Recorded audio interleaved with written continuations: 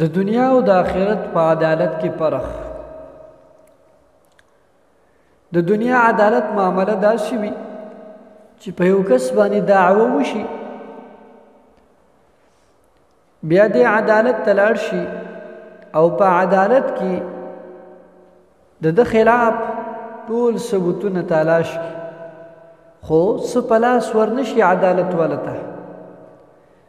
نو عدالت والا د دا مقدمه دا خارج کی، خود دې ریکارډ ځان ساتي.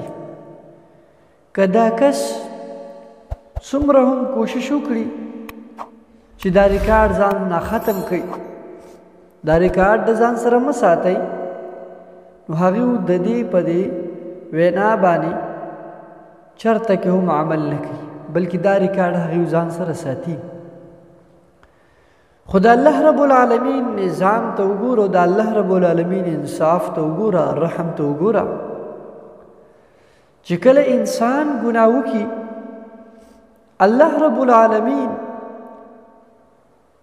دې انسان سره د توبې ویستلو نه پس داسې بهترینه معامله کوي چې دا ګناه د اندامونو نه هیر کړي، دا ګناه د کرام الکاتبین فرشتو نه هیر کړي. یعنی توبې ویستلو سره د انسان ټوټل ریکارډ د ګناه دا ختم کړي الله رب العالمین. دا د الله رب العالمین انصاف دی. الله رب العالمین بار بار ګناه معاف کوي.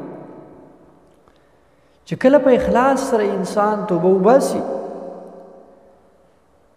او د ګناه نه کولو په ښه اراده وکړي، خو بیا هم د دې نه ګناه وشي، الله رب العالمین درته بیا هم معافي کوي او بخښنه ورته کوي.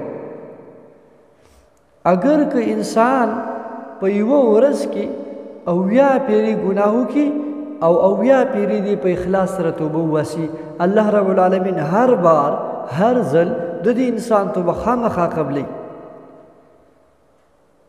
ابو داود شریف کی یو حدیث نبی صلی الله علیه وسلم فرمایلی دی: ما اسر من استغفر وان عاد فی اليوم 70 مره.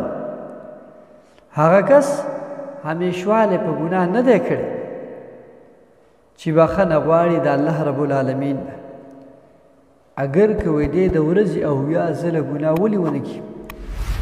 یعنی داسې کس ته داسې نشي ویلی چې دی په ګناه باندې همیشواله کوي، خو چې په اخلاص سره د الله رب العالمین نه معافي غواړي، الله رب العالمین ته توبه وباسي، الله رب العالمین د دې انسان دا ګناه معاف کوي.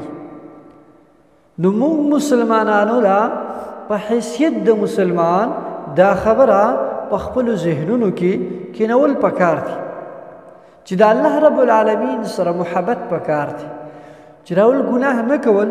که چېرته کې ګناه سرزد شي په ورځ کې 1 پیره 2 پیره 3 پیرې هر څومره چې زما او ستا نه ګناه کېږي، نو پکار دا ده چې د الله رب العالمین نه معافي غواړو، د الله رب العالمین ته توبه وباسو. ابراهیم علیه السلام باره کې راځي، هغه یو حکایت نقل کړ چې کله یو بنده ګناه وکړي او دې ځان سره وایي: اللهم اغفر لي ذنبي، اے الله زما دا ګناه ما ته وبخښه. الله رب العالمین فرمایي چې زما بنده په دې دومره کائنات کې د خپل ګناه په باره کې ما ته عرض وکړو، ما نه معافي وغوښته، زه خپل بنده ته معافي کوم، زه خپل بنده ته عفو کوم.